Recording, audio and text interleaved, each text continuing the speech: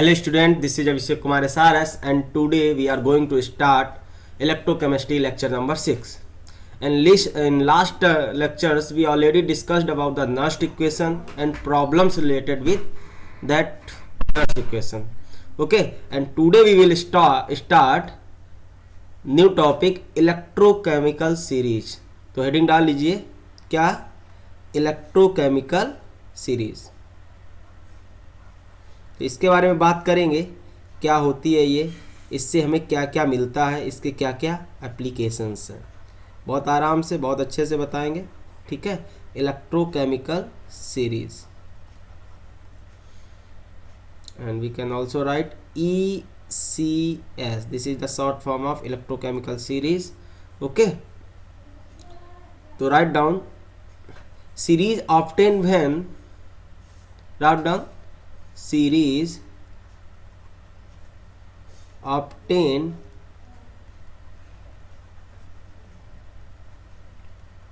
when elements are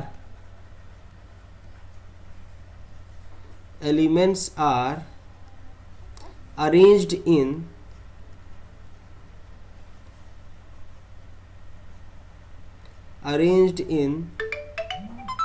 increasing order of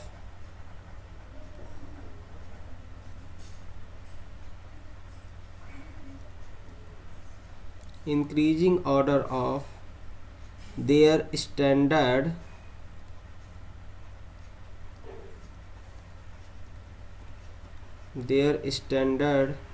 reduction potential। बारिश हो रहा है बाहर, मे भी आवाज़ आ सकता है, ठीक है। Their standard reduction potential is known as electrochemical series. बात सुनिए, लिखा है series obtain when elements are arranged in increasing order of their standard reduction potential, basically SRP is known as electrochemical series. इसका मतलब है एक ऐसा सीरीज जिसमें जो एलिमेंट्स हैं वो जो SRP है, आपका स्टैंडर्ड रिडक्शन पोटेंशियल है, ध्यान से सुनना, SRP स्टैंडर्ड रिडक्शन पोटेंशियल के अकॉर्डिंग अरेंज्ड है, जिसमें ऊपर से लेके नीचे तक इंक्रीजिंग ऑर्डर है उनका, किसका, स्टैंडर्ड रिडक्शन पोटेंशियल का। उन समझ में आ रहा है कि नहीं? तो वही उसी को बोलते हैं electrochemical series. Series obtain when elements are arranged in increasing order of their standard reduction potential is known as electrochemical series, ठीक है ना। दिस सीरीज gives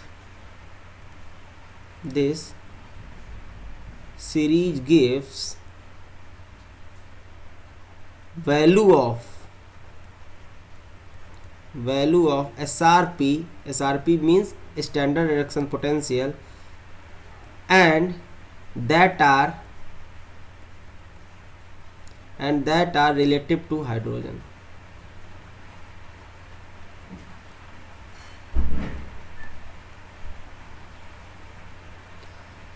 जो भी आपकी SRP या SOP की वैल्यू होती हैं वो हाइड्रोजन के रिस्पेक्ट में होती हैं, हाइड्रोजन के रिलेटिव में होती, क्योंकि हाइड्रोजन का हम लोग SRP और SOP क्या लेके चलते हैं, 0 लेके चलते हैं। अभी I think this is clear ना, ये चीज़ समझ में आ गई होगी, कोई बहुत बड़ा वो नहीं है। देखते हैं सीरीज, ठीक है। देखो, हम पूरा सीरीज नहीं बनवाने जा रहे हैं आपको, हम बेसिकली बता रहे हैं सीरीज से हमें क्या क्या मिलता है, ठीक है। मान लो जैसे इलेक्ट्रोकेमिकल सीरीज कैसे पता चलेगी, जैसे आपकी मान लो ये रिएक्शन है एंड इधर आपका क्या लिखा है, SRP का वैल्यू, ठीक है, स्टैंडर्ड रिडक्शन पोटेंशियल, और here we are going to writing reaction. Okay, तो रिएक्शन लेट सबसे पहले जो अरेंज होगा, तो सबसे पहले जो होगा ऊपर उसकी SRP सबसे कम होगी, इंक्रीजिंग ऑर्डर है तो स्टार्टिंग में कम, फिर बढ़ेगा बढ़ेगा बढ़ेगा, at last it will highest of SRP, ठीक है ना। देखो, तो सबसे जो लोएस्ट SRP होता है वो होता है लिथियम का, Li लिथियम। और SRP का मतलब रिडक्शन पावर, मतलब इलेक्ट्रॉन गेन करने का कितना पावर है, कितने अच्छे से इलेक्ट्रॉन गेन करेगा। तो गेन कौन करता है सबसे अच्छे से, जो दो नॉन मेटल करेक्टर के होते हैं। मेटेलिक करेक्टर तो गेन कहाँ करते हैं, लूज करते हैं। तो हमेशा मेटल्स का SRP लीस्ट होता है, कम होता है, ठीक है ना, तो इसीलिए ऊपर रहते हैं। तो सबसे कम जो SRP होता है वो किसका होता है, वो लिथियम का होता है। तो कैसे रिप्रेजेंट करेंगे, Li प्लस क्या लेता है, 1 इलेक्ट्रॉन गेन करके क्या बनाता है, लिथियम एलिमेंट बनाता है। ठीक है, इसका जो SRP होता है -3.05, -3.05 वोल्ट क्या है, SRP स्टैंडर्ड रिडक्शन पोटेंशियल। ठीक है, सिमिलरली अगर दूसरा में उसके बाद जिंक का होता है Zn2+ aqueous plus 2 electron, Zn solid, इसका जो SRP होता है -0.76 वोल्ट। ठीक है, उसके बाद आता है आपका क्या, Fe iron, Fe2+ aqueous, 2 electron gain करके किस में जाएगा, ये हमारा रिडक्शन मतलब गेन ऑफ इलेक्ट्रॉन रिड्यूस हो रहे हैं उसके बेसिस पे लिख रहे हैं हम लोग। ठीक है ना, तो कंफ्यूज ना होना कि ये लोग तो इलेक्ट्रॉन लूज करते हैं, हम ये बता रहे गेन करेंगे, रिडक्शन पावर होगा तो क्या होगा। ठीक है ना, ऐसे ही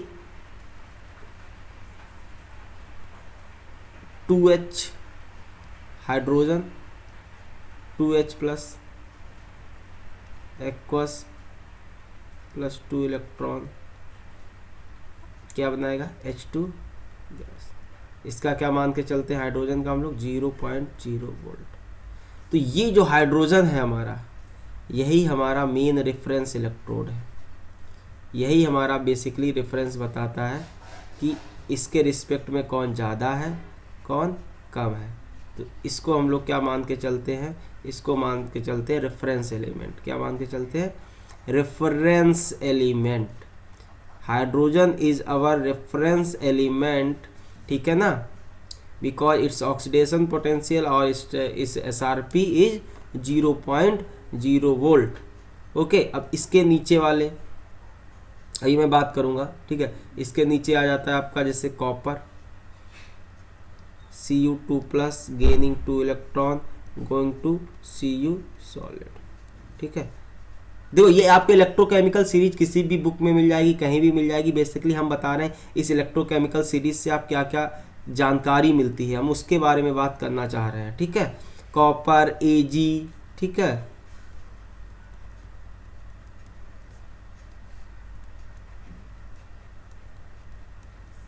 इस 0.8 वोल्ट। एंड ऐसे ही आपका सबसे लास्ट में जो आता है इलेक्ट्रोकेमिकल सीरीज में, वो आता है आपका fluorine, F2 gas gaining 2 electron forming 2F-।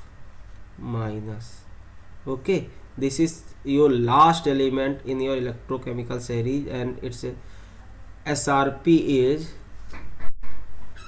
+2.87 volt. तो इस तरह की आपकी इलेक्ट्रोकेमिकल सीरीज कुछ अरेंज होगी। ठीक है, ऊपर आपका सबसे कम SRP, ऊपर जो सबसे ऊपर एलिमेंट होता है वो होता है लिथियम, इसका हाईएस्ट SRP होता है। ठीक है ना, फिर आपका उसके नीचे चलते चले जाओगे, नहीं सॉरी, ऊपर इंक्रीजिंग ऑर्डर है ना, ऊपर जो सबसे पहले है उसका आपका लीस्ट SRP होता है, एंड ऐसे इंक्रीज करते चले जाओगे, लास्ट में आपका हाईएस्ट SRP होगा। और ये आपका रेफरेंस है, इसके रिस्पेक्ट में हम लोग देखते हैं। ठीक है, तो इसमें लिथियम का जो SRP वो सबसे कम दिया गया, कितना, 3.05। जितना कम SRP उतना कम ये रिड्यूस होना चाहेंगे, उतनी ज़्यादा टेंडेंसी होगी उनकी ऑक्सीडाइज होने की, और जितनी ज़्यादा टेंडेंसी ऑक्सीडाइज होने की होगी उतने अच्छे या उतने स्ट्रॉन्ग ये रिड्यूसिंग एजेंट होंगे। तो अगर बात करें लिथियम की, तो लिथियम आपका स्ट्रॉन्गेस्ट रिड्यूसिंग एजेंट होगा। कैसा होगा, स्ट्रॉन्गेस्ट रिड्यूसिंग एजेंट। तो प्लीज समझना, ठीक है, कंफ्यूज मत होना।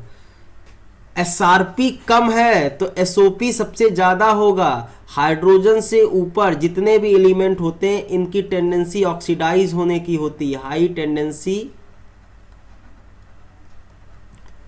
To oxidise. बात समझो इसकी, हाइड्रोजन से जितने ऊपर एलिमेंट होते हैं ये ऑक्सीडाइज होना चाहते हैं, ज़्यादातर इनकी टेंडेंसी ऑक्सीडाइज होने की होती है, इनकी रिड्यूसिंग टेंडेंसी सबसे कम होती है। देखा ना, इनका एसआरपी सबसे कम है, ठीक है। जितना कम एसआरपी उतना ज़्यादा एसओपी।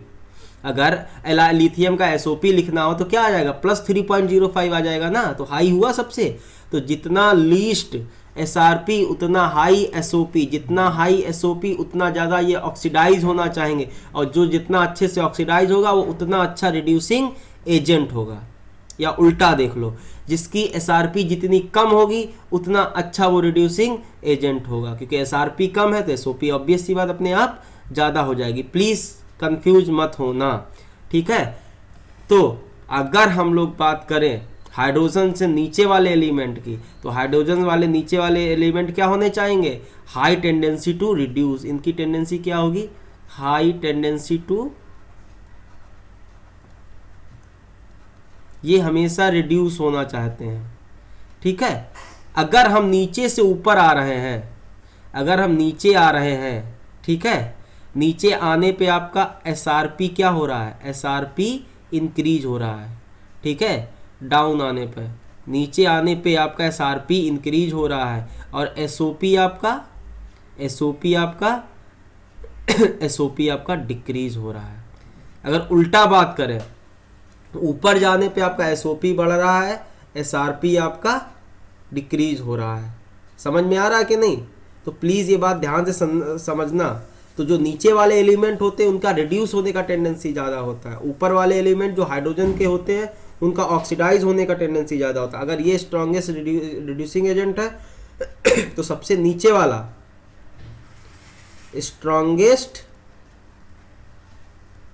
ऑक्सीडाइजिंग एजेंट होगा। समझ में आ रहा है? और स्ट्रॉन्गेस्ट ऑक्सीडाइजिंग मतलब क्या होगा, दूसरों को ऑक्सीडाइज करेगा,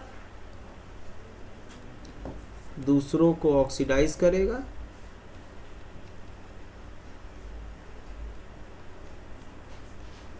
और खुद रिड्यूस होगा, और खुद रिड्यूस होगा। समझ में आ रहा कि नहीं? प्लीज समझते चलना। और स्ट्रॉन्गेस्ट रिड्यूसिंग एजेंट दूसरों को रिड्यूस करेगा और खुद ऑक्सीडाइज होगा। तो ये था इलेक्ट्रोकेमिकल सीरीज का मतलब, ठीक है। एसआरपी के इंक्रीजिंग ऑर्डर में दिया गया होता है, एसओपी के नहीं। लेकिन आपको पता है, अगर एसआरपी पता है, आप मल्टीप्लाई करेंगे नेगेटिव साइन से, you will get SOP. Okay, I think it's clear. अभी आगे अगर नहीं समझ में आया, अभी इसके एप्लीकेशंस देखेंगे तब और क्लियर होगा। Write down the heading applications of electrochemical series, write down, फिर अभी और क्लियर होता है, ठीक है।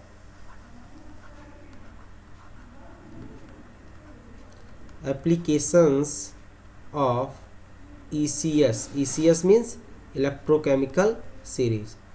ओके, तो write down the first application. पहला लिखिए, higher is the SRP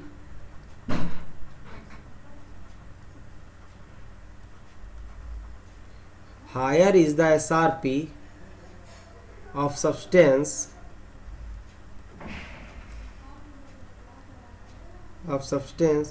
more will be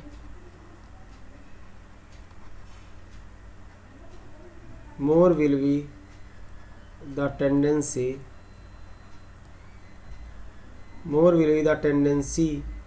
to reduced।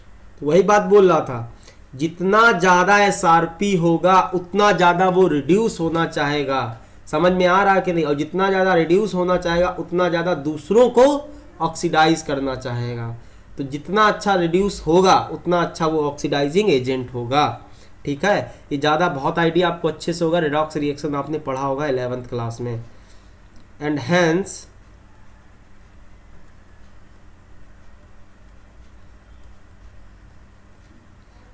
substance will be stronger oxidizing agent।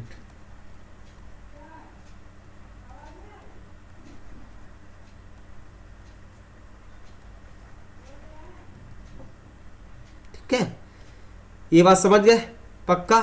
अगर आपका एसआरपी हायर हुआ तो ये रिड्यूस होना चाहेगा, उतना अच्छा रिड्यूस होना चाहेगा, और जितना अच्छा रिड्यूस होना चाहेगा उतना अच्छा ऑक्सीडाइजिंग पावर होगा या उतना अच्छा ऑक्सीडाइजिंग एजेंट होगा। अगर मान लो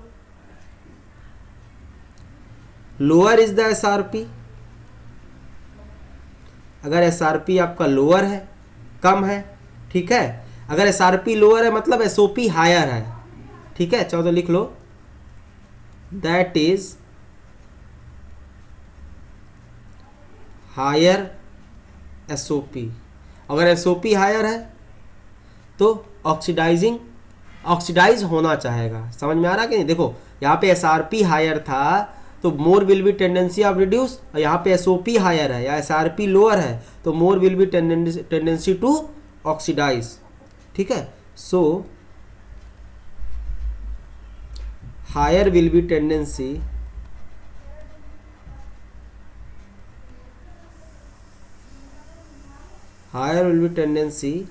फॉर ऑक्सीडेशन।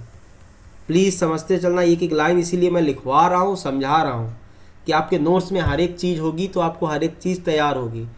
तो मैं भी ऐसे बता सकता हूँ, ओरली खुद लिखता हूँ ताकि आप लोग एक रिलेट कर पाएँ हमसे कि हम बोल क्या रहे हैं, आपको याद रहे एक एक चीज़। हैंस अब ऑक्सीडेशन ज़्यादा होना चाहेगा तो क्या होगा? स्ट्रॉन्ग रिड्यूसिंग एजेंट होगा। Hence substance will be and hence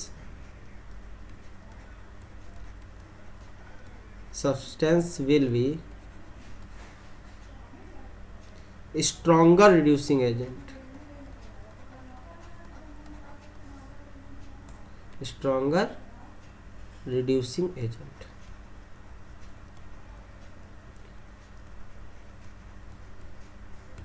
बात समझे? यहाँ पे बेसिकली हम ये बताना चाह रहे हैं एसआरपी जितना हायर होगा उतनी ज़्यादा टेंडेंसी होगी उसकी रिड्यूस होने की, और जितना ज़्यादा टेंडेंसी उसका रिड्यूस होने का होगा उतना अच्छा वो स्ट्रॉन्ग या उतना अच्छा ऑक्सीडाइजिंग एजेंट होगा।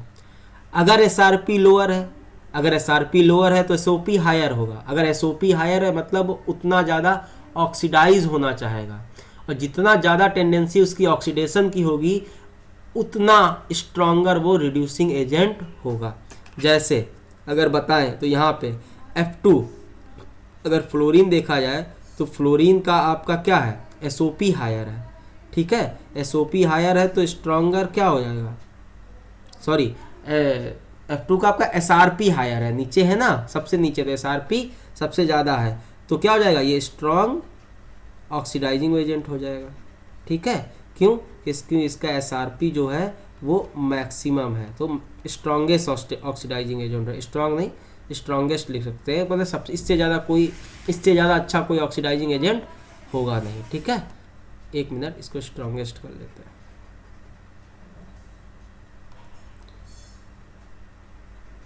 Strongest oxidising agent. Similarly lithium आपका एसआरपी एकदम लोएस्ट है, ठीक है, तो ये क्या हो जाएगा? Strongest reducing agent, okay. तो ये क्या, इसका क्या है? इसका एसआरपी जो है वो मिनिमम है तो एसओपी क्या हो जाएगा? अपने आप एसओपी क्या हो जाएगा? मैक्सिमम हो जाएगा। बात समझ रहे हो ना? प्लीज़ समझते चलना यार, कुछ भी ऐसा कुछ भी वो नहीं है जो बहुत टेढ़ा मेढ़ा हो, बहुत नॉर्मल सी लैंग्वेज है, नॉर्मल सी चीज़ें हैं, और जो बोल रहे हो वही बात है, ठीक है ना, वही लिखवा भी रहा हूँ जो बोल रहा हूँ, तो आराम से क्लियर हो रहा होगा, ओके। तो पहला पॉइंट आपको सबको समझ में आ गया होगा। सेकेंड पॉइंट लिखिए। सेकेंड पॉइंट है आपका, सेकेंड पॉइंट बोल रहा है for the construction of galvanic cell, for the construction of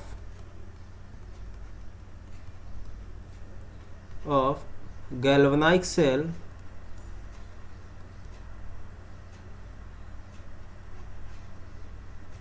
ठीक, गैल्वेनिक सेल के कंस्ट्रक्शन के लिए क्या चीज़ होनी चाहिए? पहली बात तो हमें पता चाहिए कि जो ई नॉट सेल है वो आपका हमेशा पॉजिटिव होना चाहिए, ये बात पता है ना। गैल्वेनिक सेल के कंस्ट्रक्शन के लिए जो स्टैंडर्ड इलेक्ट्रोड पोटेंशियल है वो पॉजिटिव होना चाहिए। तो इसके लिए क्या होना चाहिए? एनोड शुड बी, ये बात बहुत अच्छे से ध्यान रखना, anode should B higher up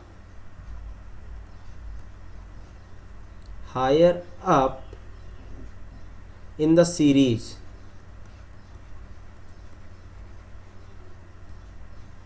while cathode can be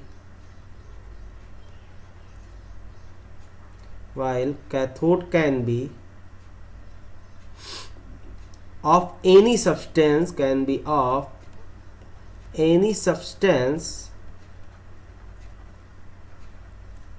which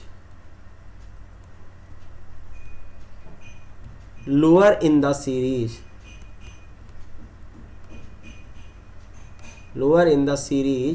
with respect to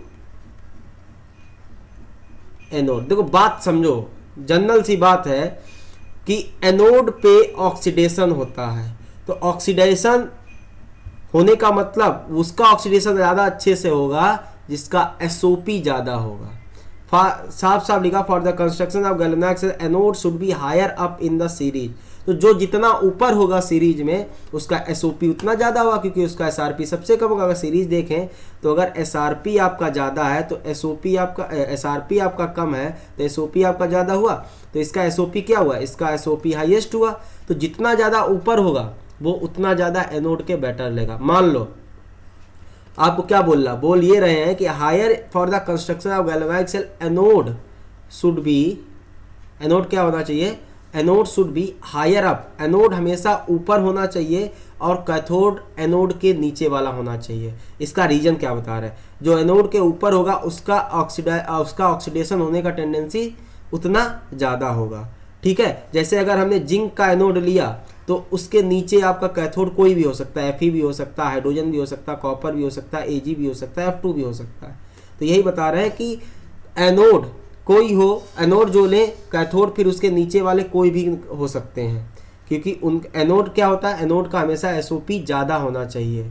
क्या होना चाहिए, एसओपी ज़्यादा होना चाहिए, एसआरपी कम होना चाहिए देन कैथोड से, क्योंकि कैथोड पे होता है रिडक्शन और एनोड पे क्या होता है, एनोड पे होता है आपका ऑक्सीडेशन। तो वही बात लिखी है, for the construction of galvanic cell anode should be higher up, anode हमेशा ऊपर वाला होना चाहिए, higher up in the series, while cathode can be any substance which lower in the series with respect to anode। मतलब anode के नीचे कोई भी एलिमेंट आपका कैथोड लिया जा सकता है। अगर आप ऊपर वाला ले लोगे तो क्या हो जाएगा, तो आपका जो ई नॉट सेल है वो आपका निगेटिव आ जाएगा। समझ में आ गया कि नहीं, पक्का। अगर नीचे वाला ले लोगे तो उसका हमें चाहिए, कैथोड पे होता है रिडक्शन, बात समझो, कैथोड पे होता है रिडक्शन। अगर ऊपर एनोड से कोई ऊपर वाला सब्सटेंस ले लोगे तो उसका तो ऑक्सीडेशन पोटेंशियल और ज़्यादा होगा, एसओपी और ज़्यादा होगा, तो वो तो और ज़्यादा ऑक्सीडाइज होना जाएगा, तो उल्टा हो जाएगा और जो आपका ई नॉट सेल है वो क्या आ जाएगा, निगेटिव आ जाएगा। समझने का कोशिश करो ना, ये पॉइंट्स तो बहुत ध्यान में रखना, ठीक है ना। तो अगर मान लो, एक मिनट, ठीक है, अगर मान लो हमने क्या लिया, जिंक और कॉपर लिया, तो अब देखो जिंक क्या है, जिंक आपका ऊपर है, ठीक है, मतलब इसका एसआरपी कम है, एसओपी ज़्यादा है कॉपर से। मान लो जिंक और कॉपर, तो जिंक आपका किस तरह के काम करेगा, जिंक आपका एनोड की तरह काम करेगा, क्योंकि इसका एसओपी ज़्यादा है कॉपर से। अगर एसओपी ज़्यादा है तो एसआरपी कम होगा कॉपर से, ठीक है। ऐसे कॉपर आपका कैथोड की तरह काम करेगा, क्यों, इसका एसआरपी ज़्यादा है, ठीक है, और एसओपी कम है किससे, जिंक से। एसआरपी ज़्यादा है मतलब रिड्यूस होना चाहेगा, ठीक है, और कैथोड पे क्या होता है, रिडक्शन ही तो होता है, ठीक है। क्लियर हो गया। थर्ड पॉइंट लिखिए अब। थर्ड पॉइंट है आपका, element present above in the series, element present above in the series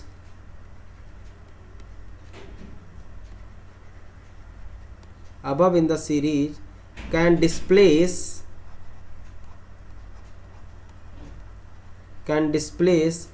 element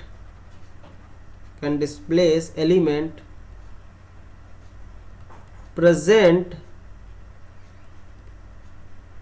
below in the series।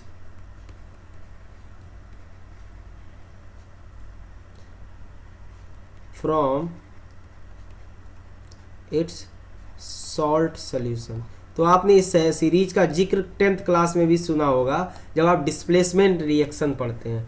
जो इलेक्ट्रोकेमिकल सीरीज के अबव होंगे, जो ऊपर होंगे, वो नीचे वाले को क्या कर देंगे, डिस्प्लेस कर देंगे। समझ में आ रहा कि नहीं? वो डिस्प्लेस कर सकते हैं। जैसे आपने जिंक को कॉपर सल्फेट के सॉल्यूशन में डाला, ठीक है, तो आपको भी पता है जिंक कॉपर से ऊपर है, तो जिंक क्या करेगा, इसको डिस्प्लेस कर देगा, ZnSO4 प्लस कॉपर बना लेगा, ठीक। लेकिन अगर उल्टा करोगे, कॉपर को जिंक के सॉल्यूशन में डालोगे, तो ये डिस्प्लेस नहीं कर पाएगा और कोई भी रिएक्शन नहीं होगा, ठीक है। इस पे ज़्यादा डिस्कस करने का ज़रूरत नहीं है, आपको ऑलरेडी पता है, ठीक। तो ये पॉइंट क्लियर। चलो अगला पॉइंट लिखते हैं, पॉइंट नंबर 4। फोर्थ पॉइंट क्या कहता है, on moving down in the series, on moving down in the series, मतलब सीरीज के नीचे आने पर, सीरीज के नहीं मतलब सीरीज से नीचे आने पर, down in the series, electropositive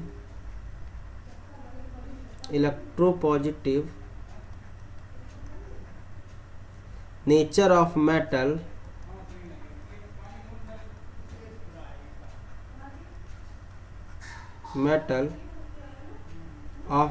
decreases. एक minute, electropositive nature of metal, अरे यार सॉरी ज़्यादा लिख गया, ठीक है। Electropositive nature of metal decreases, hence they are reducing,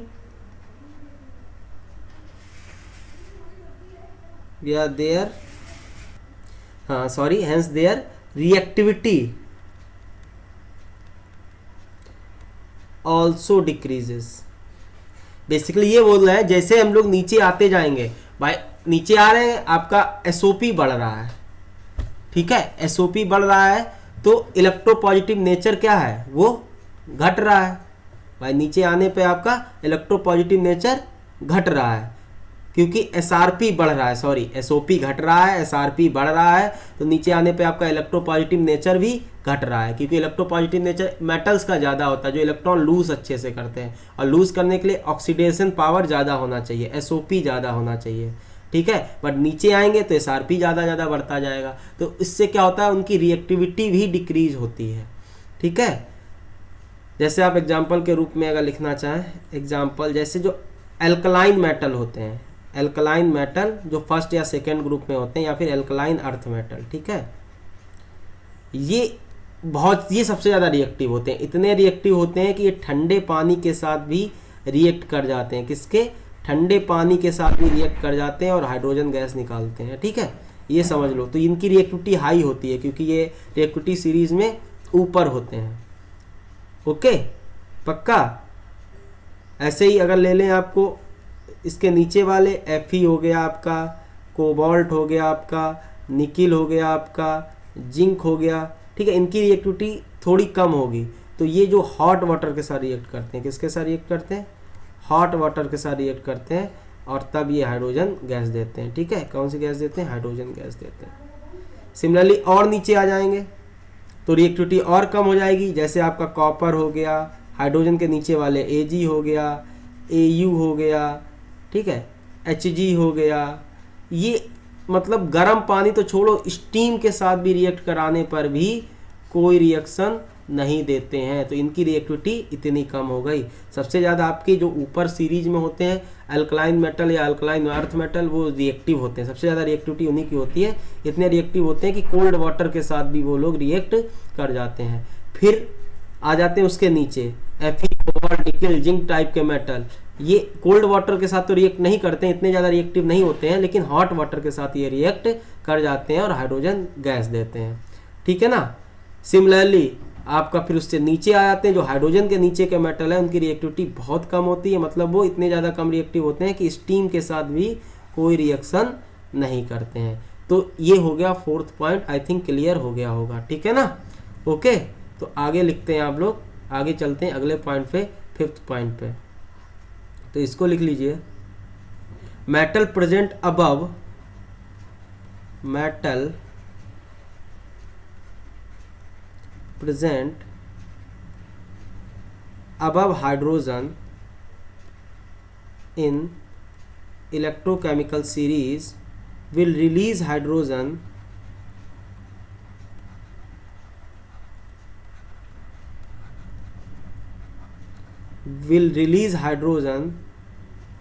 on reaction with dilute acid while metal present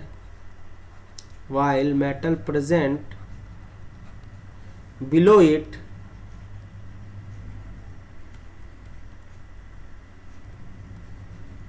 will not release hydrogen। ये आपके इनऑर्गेनिक के कॉन्सेप्ट हैं, will not release hydrogen। इससे रिलेटेड था तो हमने सोचा यहीं पे आपको पढ़ा दूँ। जैसे Fe आपका क्या है, ठीक है, Fe नीचे है सबसे, ठीक है, तो ये H2SO4 कैसा है, ये डाइल्यूट एसिड है, ठीक है, तो इसके साथ ये करेगा तो उसका सॉल्ट बना लेगा FeSO4 और हाइड्रोजन गैस रिलीज करेगा। कौन सी गैस रिलीज करेगा, हाइड्रोजन गैस रिलीज करेगा, ठीक है। बट अगर कॉपर के साथ ये रिएक्शन पॉसिबल नहीं है, not possible, hydrogen gas release नहीं करेगा। समझ में आ रहा है कि नहीं? तो ये पॉइंट था आपका 5वां पॉइंट। तो यही थे आपके कुछ एप्लीकेशंस ऑफ इलेक्ट्रोकेमिकल सीरीज के, ठीक है। तो ये थे, आई थिंक ये सब आप चीज़ें इलेक्ट्रोकेमिकल सीरीज अभी आपको पूरी तरह से क्लियर हो गई होगी, ठीक है ना। तो ये सारी बातें थी हमारी इलेक्ट्रोकेमिकल सीरीज के बारे में। अब आगे हम लोग, आई थिंक क्लियर हो गया होगा, तो अब आगे हम लोग डिस्कस करते हैं टाइप्स ऑफ गैल्वेनाइक सेल। तो write down the heading, types of galvanic cell. Types of galvanic cell.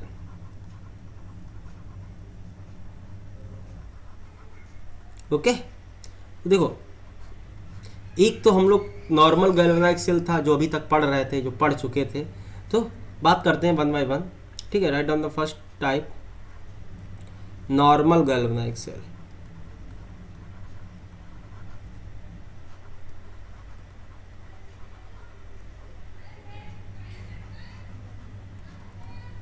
ठीक है, तो इसके बारे में जान लेते हैं।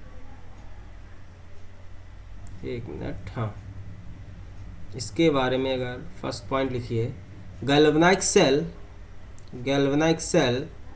in which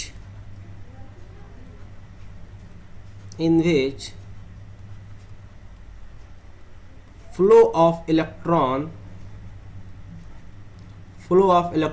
or current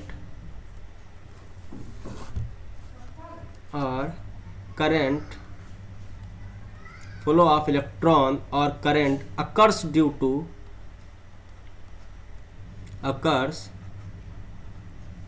due to potential या फिर difference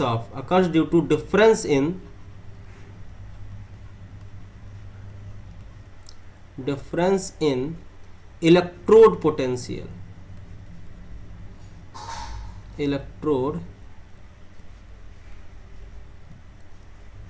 potential of किसका, एनोड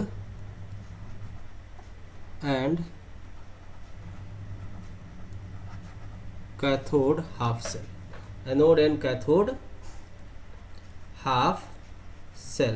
तो देखो, जो गैल्वेनाइक सेल नॉर्मल वाले होते हैं जो अभी तक हम पढ़ रहे थे, जिसके बारे में हम लोग अभी तक क्वेश्चन जिससे करते आ रहे हैं, उसमें जो करंट का फ्लो होता है वो पोटेंशियल डिफरेंस की वजह से होता था। किसके पोटेंशियल डिफरेंस की वजह से, एनोड हाफ सेल के और कैथोड हाफ सेल के।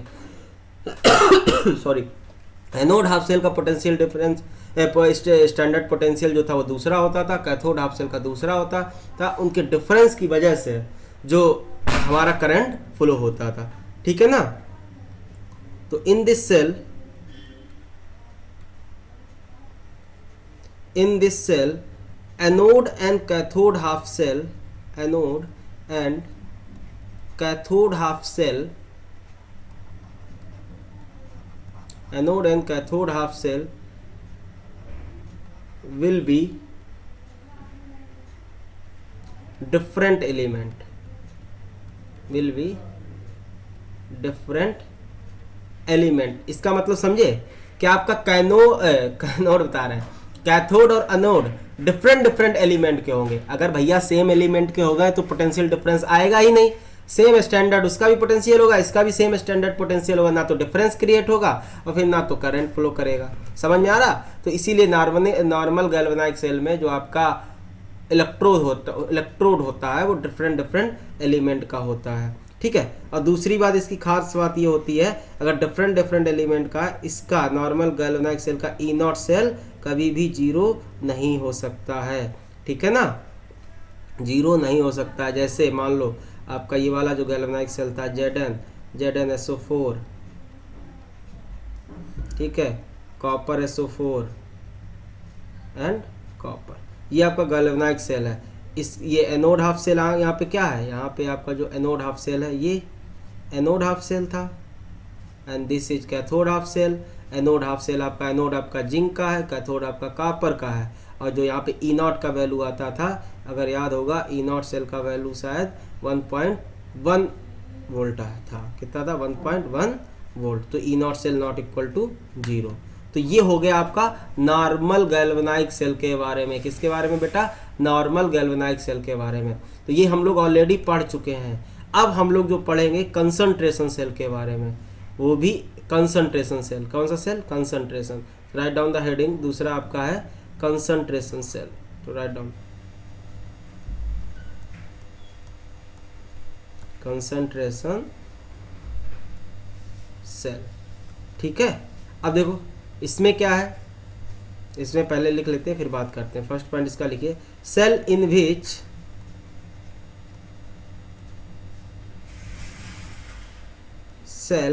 विच flow of electron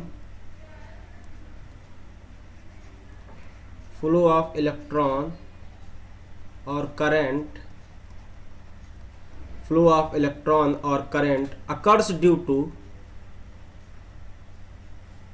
occurs due to difference in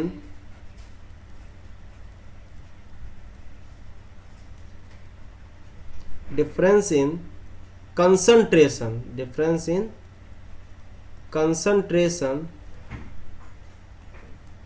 of both half cell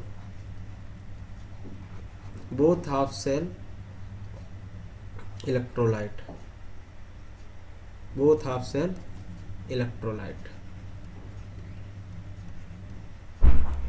तो यहाँ पे जो करंट फ्लो होता है दोनों हाफ सेल के कंसंट्रेशन डिफरेंस की वजह से होता है। ठीक है। जो डिफरेंट हाफ सेल है, एनोड हाफ सेल और कैथोड हाफ सेल में जो उनका इलेक्ट्रोलाइट का कंसंट्रेशन होगा उनमें डिफरेंस आता है, इसकी वजह से इसमें करंट फ्लो होता है। ठीक है ना। और क्या होता है, in this cell both half cell of same element,